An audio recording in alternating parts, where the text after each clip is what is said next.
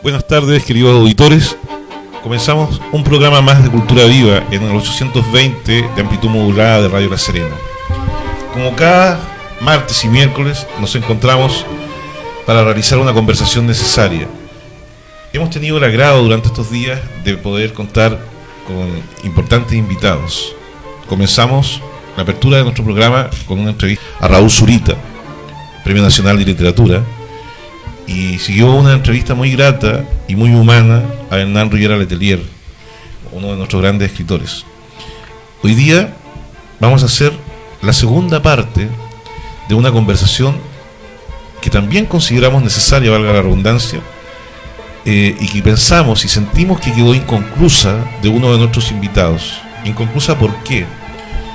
Porque es difícil hablar de música, y es mucho más difícil aún cuando se trata de música clásica, y mucho más difícil aún cuando se trata de un joven talento nuestro que, como lo dije ese día y lo reitero hoy nuevamente, consideramos que es un genio musical que necesita todo el apoyo y la difusión posible por ser nuestro, por ser un talento de esta región, y que se empina a los 19 años y está en una gran hazaña musical. Él es compositor de música clásica. Yo puedo decir que muy pocas veces se da en la naturaleza, o tal vez cada ciertos años, que salgan personas con estos talentos tan marcados. Hablo de Jean Sáez, que nos acompañó en un programa anterior, y que a través de nuestras redes sociales se produjo una gran respuesta masiva hacia su talento. Hicimos un experimento al abrir la puerta a través de esta radio, una radio que apuesta por la cultura, al abrir la puerta a los talentos jóvenes que tienen que decir algo a través de su obra, y también un experimento al tomar la obra de un músico como Jean Sáez y entregárselas a través del dial de Radio La Serena hacia sus casas. Ese día escuchamos 4 piezas de este joven talento. Hoy lo tenemos nuevamente con nosotros. Jean, un gran saludo hacia ti y gracias por venir. Bueno, muchas gracias por esta segunda oportunidad que me dan, y bueno, decirle completamente con gratitud, gracias por esta segunda entrevista. No, nosotros pensamos que y sentimos profundamente de que esa conversación quedó inconclusa. Siempre hay poco tiempo y poco espacio para mostrar el talento, y la apuesta de esta radio, la apuesta de este programa, la apuesta de la plataforma Cultura Viva que nosotros usamos para difundir el arte, es justamente abrir esa puerta y crear esta conversación en torno al arte, de la cual sin duda alguna tú formas parte vital por ser un creador. Ángel. Bueno, misma plataforma que pueden encontrar en Facebook como Cultura Viva Oficial y en Twitter como @CulturaVivart. Volviendo al tema que nos acoge hoy día, yo puedo decir de primera mano que Jan es uno de los pocos genios, como dijo mi padre, que surgen cada cierto tiempo, ya sea por la necesidad del hombre de crear, o por la inercia en que el talento va variando a través de la gente. Yo puedo decir que muy pocas personas comparten el talento que tiene él, poder componer obras sinfónicas completas, movimientos enteros, solamente imaginando cada ruido de cada instrumento, cada cuerda, cada instrumento de viento, cada percusión. ¿Cómo es para ti el sentir de dónde surge esa música? Quiero que me ahondar esta vez cómo siente él la música, cómo la sacas de ti para crear. Bueno, primero que todo, todos los instrumentos tienen sus diferentes timbres, y cada instrumento, valga la redundancia, cada instrumento tiene algo, a ver, ¿cómo decirlo? Es que algo muy profundo. Su lenguaje. Por su lenguaje, cada instrumento uno puede sacarle todo el sentimiento que uno quiere. Con cualquiera. Con todos los instrumentos, la fila de una orquesta se puede hacer eso. Oye, Especialmente todos esos instrumentos si se unen en uno solo. O sea, en la melodía, en las notas pedales, por ejemplo, los cornos, los instrumentos que están más para hacer una nota pedal, o los instrumentos melódicos y la armonía, todo se junta, es algo inexplicable. Todo se conjuga para hacer una sola voz. Sí. ¿Y qué pasa en ti? Porque ahí estamos hablando de los elementos técnicos. ¿Qué pasa en ti? ¿Cómo creas? ¿Qué pasa en ti con esos elementos técnicos, los cuales tú sabes y conoces que puedes arrancarle las notas que están en tu imaginación, en los sonidos que te abordan? Y voy a hacer un hincapié en una anécdota. Me tocó gestionar la presentación, hablé el otro día acá de Emilio Vergara, que fue primer violinista de la Sinfónica, y a quien me une una gran amistad, a pesar de nuestras diferencias de edades, porque él ya tiene como 89 años, ¿ah? Pero nos une el arte. Y me tocó gestionar una presentación de él. Le robaron el violín, que era un violín acorde, digamos, con sus presentaciones, ¿ah? Y llegamos al Rotary, porque esto era en el Rotary, y llegamos al Rotary en una entrega de premios, donde por la forma en que estaba distribuido los tiempos, porque era una sesión, no había tiempo para más que un par de temas. Ellos no sabían la trayectoria del maestro que yo llevaba, porque era como una gentileza para una cosa especial de unos premios en una ciudad.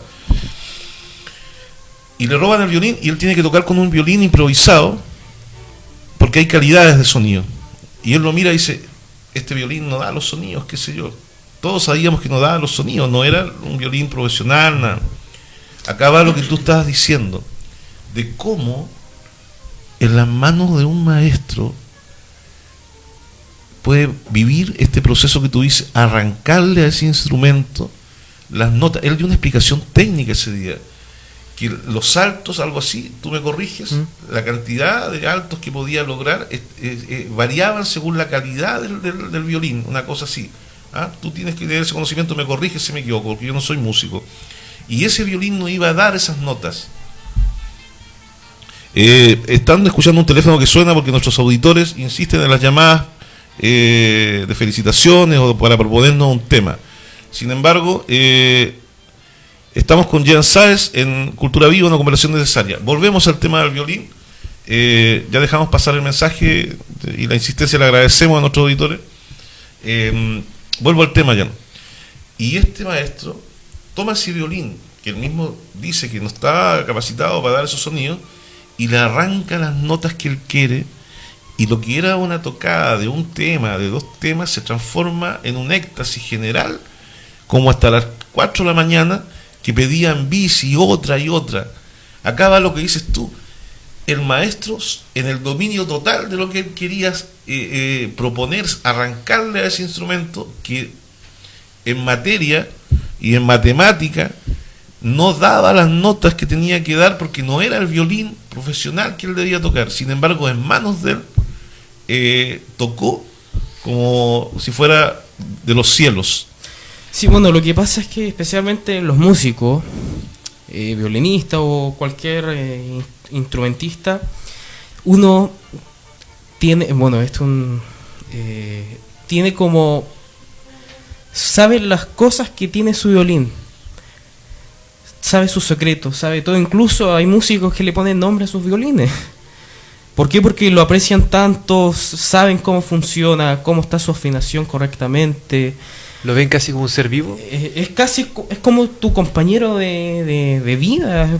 Este instrumento es tú cómo expresas, a pesar que si es un gran concertista, pero no compone, pero interpreta con lo que él siente, porque eso se hace mucho. El violinista o el pianista o cualquier instrumentista y ve un concierto de cualquier compositor, depende de la época, él le da un nuevo sentido a ese concierto, lo que él está interpretando. Otra cosa igual, ya cuando es un gran maestro y usted como me dice que tiene esa edad, él puede tocar ya lo que sea con cualquier instrumento, pero siempre es bueno tener su instrumento, especialmente si es una marca Cremona de 300 años o un Stradivarius. Sí. Oye, pero a ti como músico, más allá del proceso técnico, porque lo que yo explicaba recién tiene que ver con esto, un instrumento que no daba las variables que necesitaba en las notas musicales que requería el tocar esos temas, pero en manos de este maestro, por su complexión interna, por su conocimiento, qué sé yo, por su sentimiento, una vez que él toma el violín, deja de ser el violín ese que no servía, y se transforma en estas notas maravillosas y logra, y él mismo, los que estábamos ahí lo notamos, él logra sacar los altos que necesitaba y todo de ese violín y de esas cuerdas que no estaban preparadas para eso. Ahí viene una frase de famoso Rembrandt, nos vamos acá a la pintura, pero que tiene parangón con esto y tiene una comparación. Rembrandt una vez citó, entre todos los maestros y la sociedad en la cual vivía, traedme barro y pintaré la piel más tersa que hayan visto o imaginado. ¿Qué quiere decir esto? Que la maestría, el talento, no tiene que ver con los medios. Te quiero llevar ahí. ¿Qué siente Jean en su parte interna, cuando tú creas, cuando te llegan estos sonidos, cuando tú empiezas a interpretar a través de ti esta música? ¿Cómo vives ese proceso interno? Que yo creo que eso ha sido lo que nos han preguntado por las redes sociales, cómo actúa el proceso de la creación en ti, en lo que refiere a cómo tú captas todo esto. Bueno, primero que nada, insisto, es algo inexplicable, pero para componer o para cuando estás en esa éxtasis, como podría decirse, de estar componiendo, es como que estuvieras siguiendo, es como un conejo que sigue, es un perro que sigue una liebre, y ese perro trata de atrapar a la liebre, y cuando atrapa a la liebre, ya está como listo, está terminado, y se siente grato. Es una satisfacción que sentimos, la gente que compone, sentimos eso. Yo hablé el otro día, ya que tú pones ese ejemplo, hablé el otro día de los salieris que uno como artista tiene que luchar con muchos salieris alrededor, ¿no? Tú sabes a qué me refiero, y voy a usar esa figura también opuesta al talento innato y al talento fabricado, que también es válido, es aquel que se adquiere con la técnica, en el cual también se puede lograr un grado de maestría y se puede llegar a ser un gran intérprete, ¿no? Pero no más que eso, ¿no? Y Salieri tenía una lucha, según la novelesca historia biográfica también, con Mozart, tenía una lucha Salieri con Mozart que tenía que ver con los talentos, y en la película fue muy bien retratada. Salieri tenía la técnica, tenía el deseo, ¿ah? Y tenía la lucha interna de no poseer el talento. Y Mozart, que aún era un niño, cuando lo llevan ante el emperador y todos estos reyes y la corte, era capaz, siendo un niño, de interpretar sus piezas, sus propias piezas, a diferencia de edad que tenía Salieri, que era el que decidía las piezas que se tocaban en aquella sociedad y dirigía todo el rumbo cultural de lo que era la ópera y la música. Estoy hablando ya de aquello que tú puedes aprender por la inercia de la práctica y convertirte en un buen intérprete de determinadas artes. No así aquel talento innato. Te puse el ejemplo de que Mozart se presentó ante la corte y logró tocar a una edad de muy niño, muy joven, de 10 años, que podría ser comparable inclusive con esta presentación que yo hago de ti. Tú eres un muchacho de 19 años. En este minuto pueden haber muchos intérpretes que a fuerza de trabajo son excelentes. Voy a una comparación. Hace muchos años atrás vino determinado intérprete de Santiago, y tú sabes, te conversé que el hijo de Emilio Vergara es pianista, y trajeron a este intérprete de Santiago. Las piezas monumentales, la interpretación exacta de cada autor que él tocó, esas mismas piezas en manos de Emilio, el hijo del violinista que fue de la Sinfónica, que tocó con Ennio Morricone, Emilio, que también es un joven como tú, que es innato. No quiere decir que no tenga estudios, lee música, ha tenido estudios, pero tiene el genio. Esas mismas piezas tocadas, interpretadas, eran otra cosa. La fuerza que Emilio le ponía, estamos hablando de un gran intérprete que vino a Santiago, que a pesar de todo, de la exactitud, de la perfección, era frío en su interpretar. Esa pieza puesta en manos de alguien que sí tenía el genio, el talento, eran monumentales. O sea, lo que te hacía sentir Emilio en comparación con esta otra persona que tenía la parte técnica, era una diferencia abismante. A eso te quiero llevar. Vamos a una pausa comercial en Radio La Serena y volvemos con la conversación necesaria junto a Jean Sáez sobre la música docta hoy en día. Conocemos Chile y por supuesto también te conocemos a ti. Tantos kilómetros juntos nos convirtieron en compañeros de viaje. Sabemos que aprendiste a conducir cuando aprendiste a manejar responsabilidades. Sabemos cuál es el verdadero motor de tu vida. Que aceleras en la semana y que frenas el domingo. Sabemos que odias los tacos, pero es allí donde disfrutas las mejores canciones. que de vez en cuando se te pierden las llaves y te tomas las cosas con la misma seguridad con la que tomas el volante. Y que en todo lo que te rodea buscas la innovación. ¿Crees conocernos tanto como te conocemos a ti? Aún hay un lado de Nissan que no conoces. Hoy, el alma de Nissan llega a Chile. Nissan Innovation that excites. Estamos en una conversación abierta en Radio La Serena en torno a la cultura y al arte con un gran músico local, Jean Sáez. Hicimos este nuevo programa en el sentimiento que nos quedó del programa anterior de que la conversación había quedado inconclusa. Jean, hablábamos sobre esto de la ejecución magnífica que puede llegar a tener alguien a través de la interpretación y del genio. Y hago esta comparación porque se nota a veces cuando uno asiste a ciertas presencias, a ciertos espectáculos.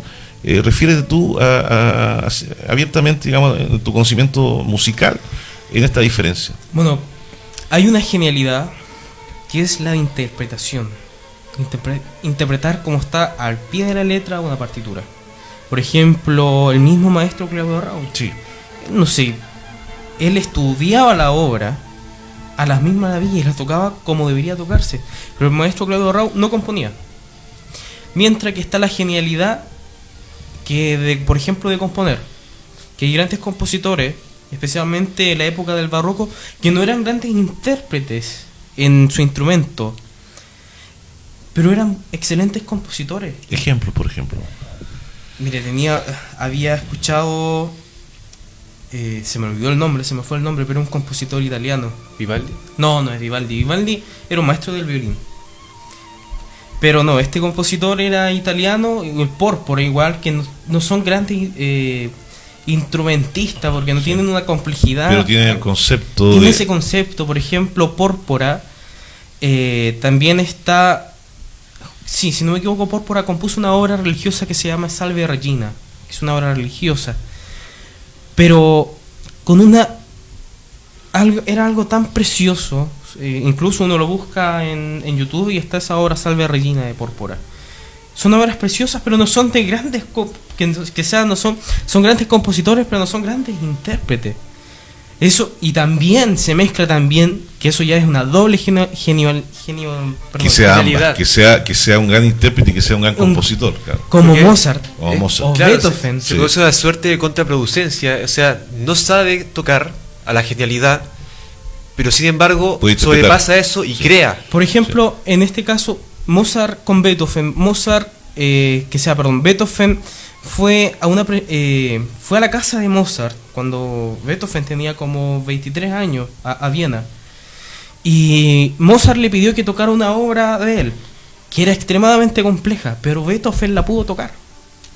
En este caso, más antiguo, en el barroco, Vivaldi no tocaba música de otros compositores, sino que él hizo sus 4 estaciones, su electroarmónico, sus conciertos de extravaganza, todo de él, y él no interpretó nada de otros músicos, solamente su música. Sí. A eso por eso hay diferentes conceptos de la genialidad que puede haber, de la interpretación de otros compositores y de tu propia interpretación. Y la diferencia de nivel también, porque muchas veces ocurre esto que acaba de mencionar, la contraproducencia de quien no llega a la excelencia del intérprete, pero aún así la sobrepasa y pone al intérprete a su disposición con la genialidad de poder crear y componer. Sí. Yo creo que en esa suerte que tú dices que existe esa figura, pero yo creo que aquel intérprete que no se especializa tal vez en determinado instrumento, no es que no pueda tocarlo, sino que aquí volvemos a la conversación que tuvimos en el programa pasado, estar su concepto de sonido, estar el movimiento interno que tiene al interpretar esta música, que estaría además que tratara de ejecutar perfectamente un instrumento, porque toda la orquesta, la orquestación de los sonidos está en él ya. Es otro trabajo, y yo creo que eso se da en todas las artes. Ahora, claro, mucho más fuerte y mucho más genial cuando se da esta duplicidad, digamos, de talento al mismo nivel, o sea, la genialidad de la interpretación y la genialidad de la composición. Por ejemplo, también en este mismo caso, Mozart, cuando viajó con su papá, que es Leopold Mozart, y su hermana por toda Europa, llegaron a Inglaterra y se encontraron con Carl Emanuel Bach, que era hijo del maestro Bach.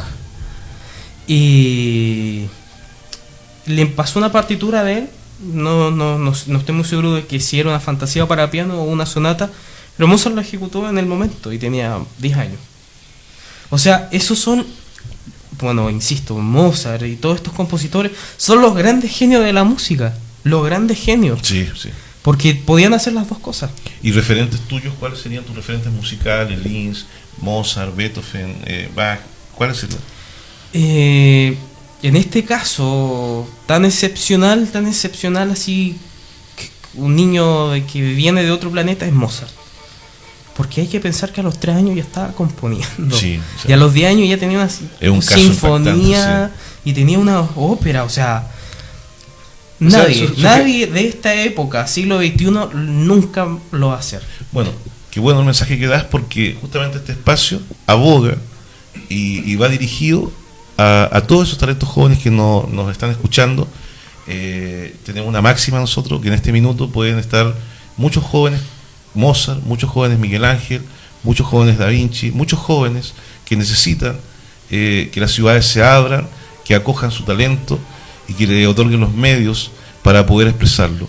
A veces no es que los talentos desaparezcan, a veces la sociedad va cambiando en forma tan vertiginosa, los intereses van cambiando en forma tan vertiginosa, que esto del arte se va perdiendo. Entonces los jóvenes necesitan algunos referentes de gente que haga lo mismo. ¿Y qué podría decirle a los jóvenes talentos que al igual que tú tienen esa búsqueda cuando se encuentran con estos grandes edificios con placas de bronce que dicen cultura o casa de las artes y se encuentran con negativas tremendas a la apertura de los espacios, y que curiosamente estas instituciones deberían albergar y apoyar a jóvenes talentos y sin embargo no sucede?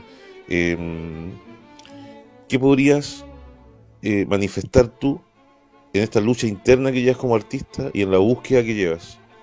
¿Qué invitación podrías hacerle tú, que haces música, que luchas por tu arte a tus 19 años, a esos jóvenes creadores, al igual que tú, que pueden ser en diferentes ramas de la música o en diferentes disciplinas, que puede ser inspirador lo que tú digas? Sí, bueno, es ser constante, es ser bastante constante en tu arte, aunque hay que luchar contra la corriente, porque yo estoy luchando contra la corriente. Si no llega de ahí, ya es lo que te aconsejé el otro día, ponerte la coraza para defender tu arte, no abandonarlo, creer que hay posibilidades, creer en ti, que es lo que nuestros auditores que abrazan el arte deben sentir, ponerse en la parada de defenderse a sí mismo y de poder entregar el mensaje, porque el llamado del arte es algo tan fuerte como lo que manifestaste tú el otro día, una necesidad interna.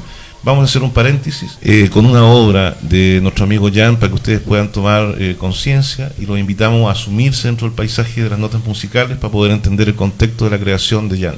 Esta es una obra inédita que por primera vez es presentada en nuestra radio y consideramos importante que la radio haya hecho una apertura a un joven como Jan para lanzar una obra inédita de su creación. Desconecte ese momento, cierre sus ojos y escucha.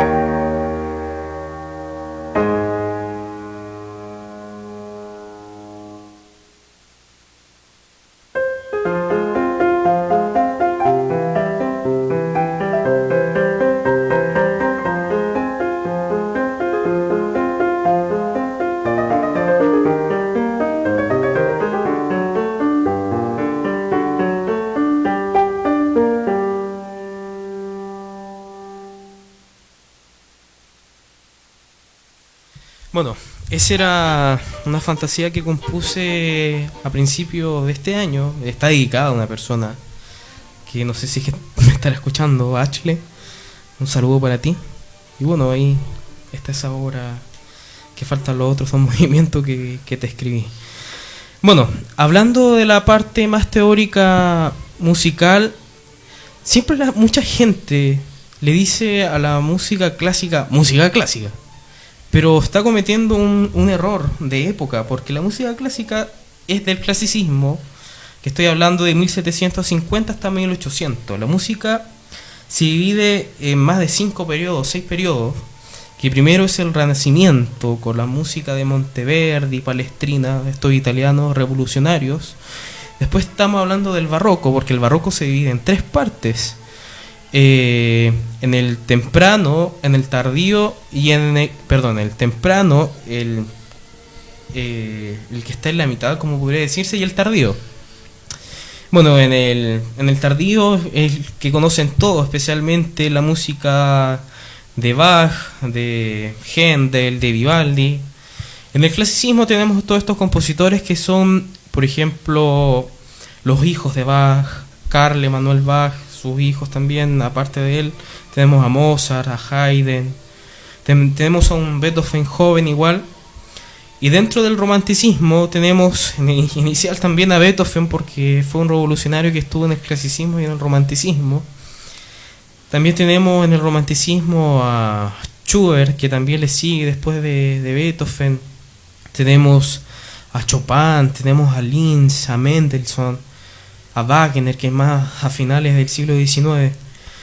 Oye, ese siglo como que había como que se juntó todo el genio musical. Todo el genio musical, ¿no? Y inclusive en ese siglo los grandes genios literarios de la poesía y de otras artes. Increíble. Es como una época dorada de la humanidad, porque estaban como a flor de piel. Sí, buen punto.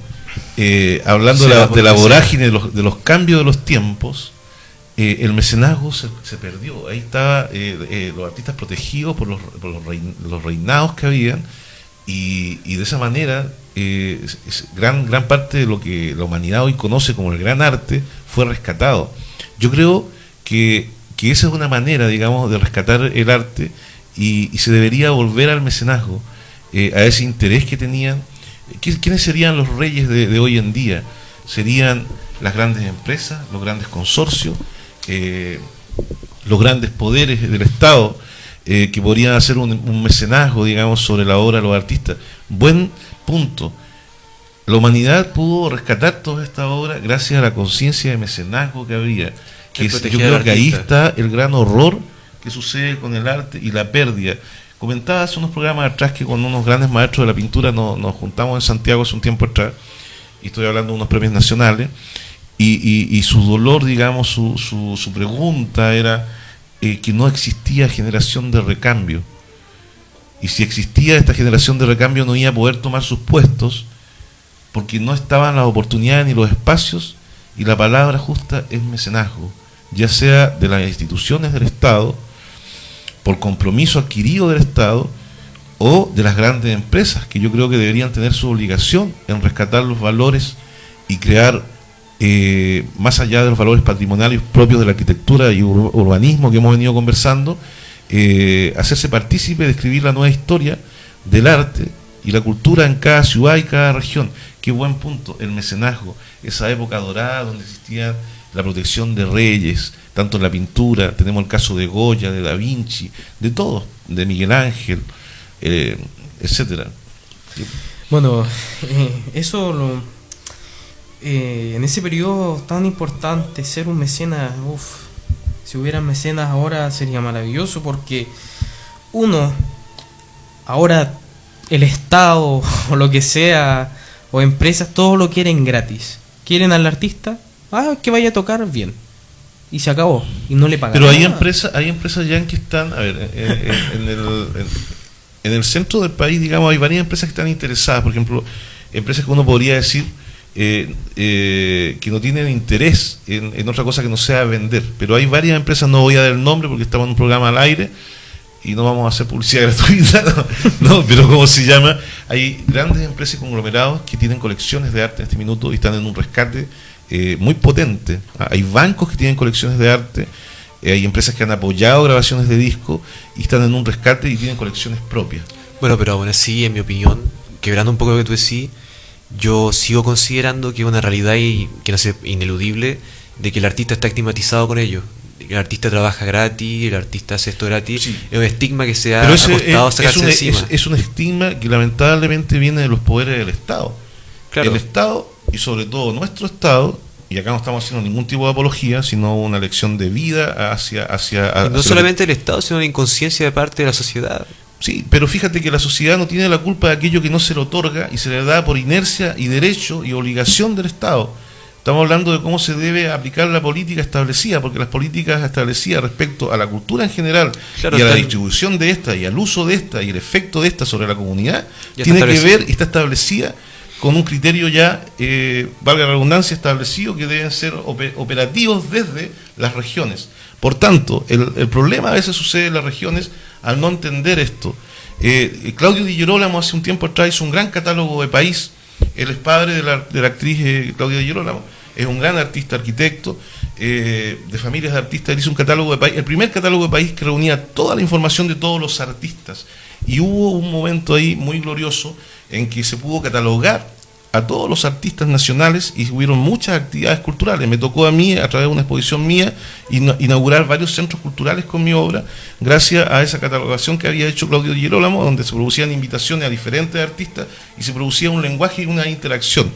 Yo creo que el mecenazgo es un buen punto. Hay que habilitar las vías. Y no siempre el Estado está obligado a esto. La pregunta que hacíamos recién, ¿qué pasa cuando tú no recibes el apoyo? Si vas a golpear y te dicen que no, porque la persona que está ahí está incapacitada, a pesar de poseer un puesto, a lo mejor de poder medirte. Entender la obra. Es tu obligación, entonces, golpear otras puertas y crearte el círculo de poder difundir tu obra. En este caso, la empresa privada es una vía. Y vamos a aprovechar acá en Radio La Serena de hacer un llamado a la empresa privada, porque Radio La Serena y Cultura Viva, programa de esta radio, pretende, en el espíritu que anima este programa, hacer un concierto de este joven talento Jan y mostrar su creación. Hay piezas como para sostener más de una hora de concierto. Creemos que es lo que se debe hacer. Vamos a apoyar a Jan en todo lo que se necesite gestar, Jan, para que tú puedas lograr entregar esa pieza. Hemos hecho un ejercicio poético hoy día con la obra de Jan, al entregarle a través de la emisora, a través del dial, su música inédita. Lo que ustedes han escuchado tanto en el programa anterior como en este, es música inédita de un joven talento nuestro. Jan,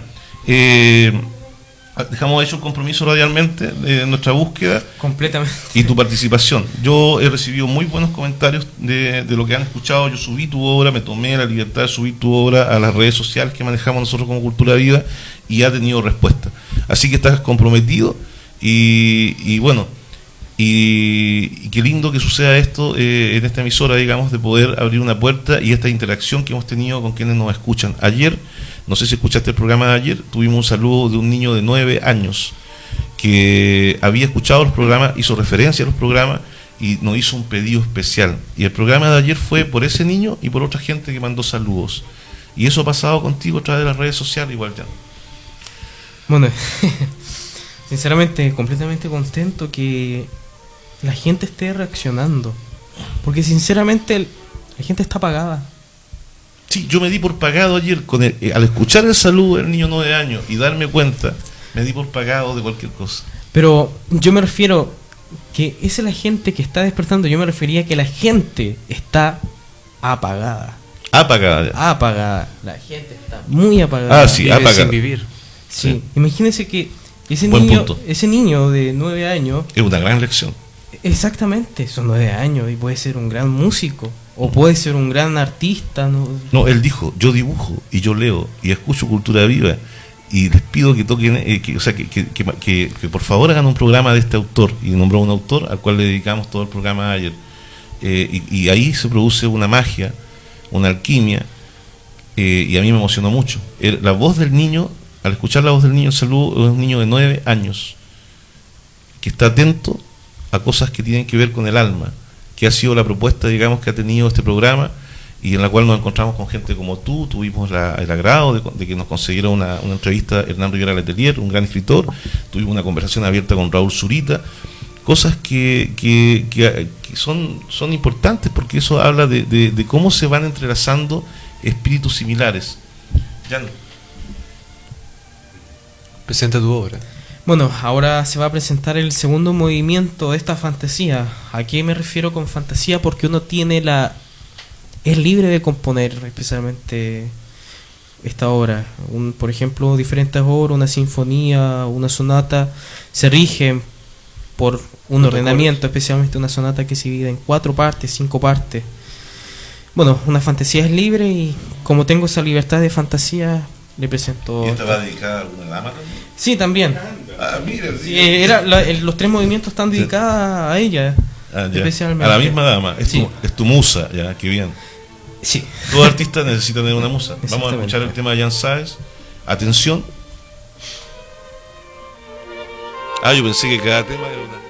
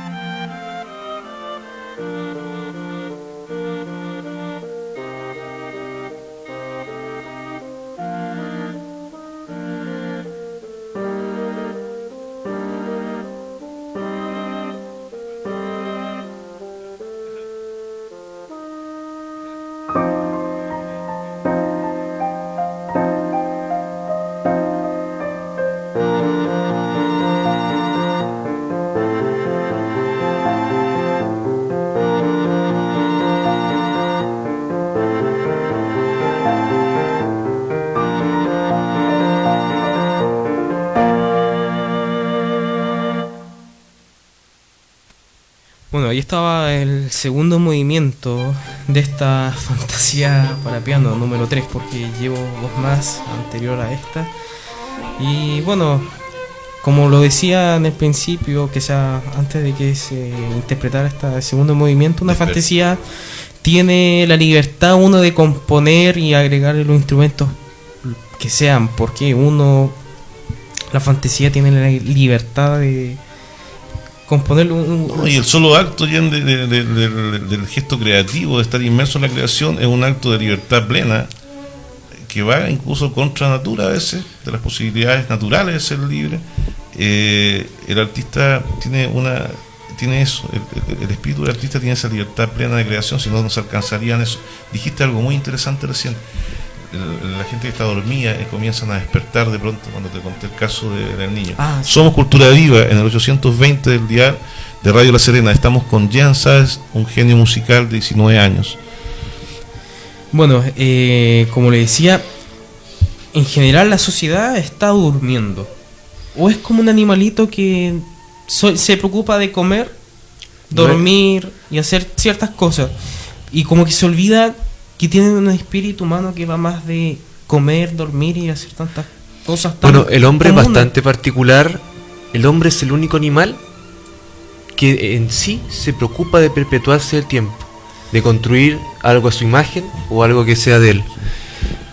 Esto que tú mencionas es bastante particular. Actualmente ya no existe eso. El hombre en general, y me refiero al hombre hablando de la raza humana, El género en general. el género en general. El hombre actualmente volvió a caer en un estado casi animal en que se preocupa de levantarse, comer, reproducirse, dormir. Estamos Y es- pasando lo que podría denominarse la historia como de no un medioevo. Porque no de existía nuevo un nada. oscurantismo. Estamos en eso, estamos en una gran oscuridad.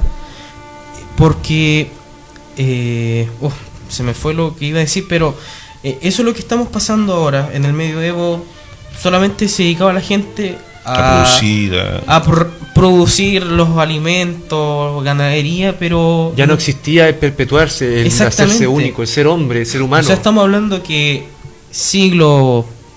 estoy hablando desde el Renacimiento, del siglo XVI hasta finales del siglo XX, incluso en el siglo XX, ahí estaba todo lo maravilloso de la música, de las artes, las grandes revoluciones. No, yo creo que más allá también está todo lo maravilloso del ser humano. Yo creo que el ser humano Lo que no hace es tan, único. no es tan culpable, tal vez, porque hablamos de esta vorágine de trampas a que lo alucinan, del acontecer de los tiempos, que lo van encarcelando un poco en el día a día, en el quehacer. Pero yo sí creo, así como tú haces música, que hay mucha gente que hace sus cosas y que sí está a flor de piel, digamos, está por nacer ese ser humano abierto a ser precisamente humano en toda su extensión de la palabra. Bueno, lo que hace particular al ser humano y lo que yo considero que nos hace único a cada uno, que el hombre se diferencia del animal porque puede crear. Y ese crear es lo que no debería olvidarse. Al dormirse el hombre pierde la capacidad de crear y deja de ser hombre, deja de ser humano, pasa a ser animal. En el crear composiciones musicales, en el sentarse a escribir, el sentarse a recitar poesía, entender los componentes que lo rodean, el poder crear todo eso, y reinterpretarlo y renacer de uno. Y eso justamente ha sido lo que ha llevado a la humanidad, los avances que lo ha llevado. Exactamente. Ahora, esto que tú estás diciendo, Ángel, es súper importante. Los padres que nos están escuchando, incentiven a sus hijos A crear. a crear.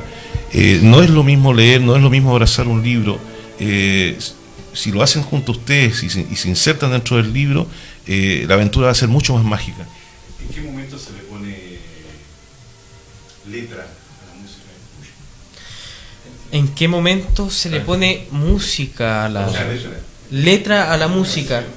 Bueno, según se dice Salieri, Salieri, lo que decía Salieri que era primero la música y después las palabras. En este caso es que depende de la obra. En el caso de ponerle música, que sea ponerle música a una letra, en el caso de una ópera. Pero en ese periodo se vivía la ópera y la música solamente netamente la melodía con la armonía de una orquesta de cámara o de piano, que así sea. Bueno, yo en mi entender tengo, al menos a mí me queda claro el hecho de que anteriormente a esta costumbre de colocarle letra a la música, existía la música melódica exclusiva sin letra, por el simple hecho que antes se daba por hecho, valga la redundancia, se daba entendido que el violín, el violonchelo, las percusiones eran voces, eran todo que un circuito de voces, sí, que en conjunto eran un grito, eran un llamado, era una canción que surgía de la mente de los creadores. Ahora la ópera trataba de contar una historia. Exactamente, sí. La ópera tenía la ópera que ver siempre mucho con lo social, con los movimientos sociales o históricos de la época romana. Pero yo lo que dije la semana pasada, que los instrumentos están para imitar la voz humana. Sí, lo mismo, eso. La voz humana es el primer instrumento que existe. Exactamente. Y el más importante. Eso fue lo que dije. ¿Por qué? Porque el humano en su naturaleza está para imitar muchas cosas.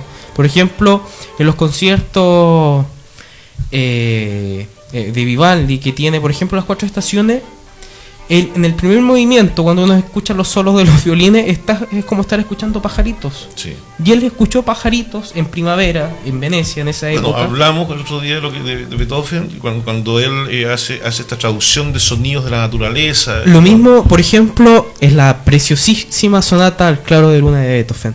Sí, muy buena. Uno se imagina la luna que está reflejando en el mar.